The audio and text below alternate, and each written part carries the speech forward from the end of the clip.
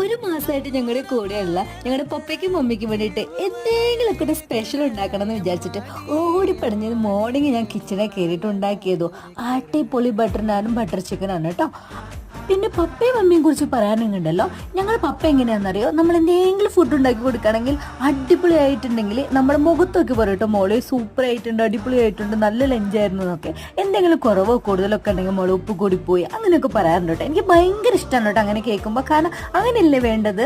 ഓടിപ്പടിഞ്ഞെല്ലാം ഉണ്ടാക്കി പപ്പയെ വാ ഫുഡ് കഴിക്കാന്ന് അങ്ങ് നീട്ടി വിളിച്ചപ്പോൾ പപ്പ പറഞ്ഞു, ഇല്ല മോളെ ഇന്ന് ഫാസ്റ്റിംഗ് ആണ്, ഉച്ചയ്ക്ക് കഴിക്കത്തുള്ളൂ എന്ന്.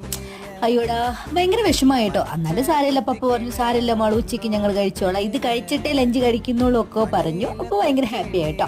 പിന്നെ അവർക്ക് ഇഷ്ടപ്പെട്ടു, നല്ലായിരുന്നു, ബട്ടർ ചിക്കൻ സൂപ്പർ ആയിരുന്നു എന്നൊക്കെ നമുക്ക് കേട്ടതിൽ വളരെ സന്തോഷം. മാത്രമല്ല ഗൈസ്, എൻ്റെ ഹസ്ബൻഡിന് ഈ ഫുഡ് ഇഷ്ടമായി എന്ന് പറഞ്ഞപ്പോൾ എൻ്റെ മനസ്സിൽ സന്തോഷ അശ്രുക്കൾ വിടർന്നു ഗൈസ്. അപ്പോൾ ഇത്രേ ഉള്ളൂ നമ്മുടെ വ്ളോഗ്. ഇഷ്ടപ്പെട്ട ലൈക്ക് ചെയ്യുക, ഷെയർ ചെയ്യുക, സബ്സ്ക്രൈബ്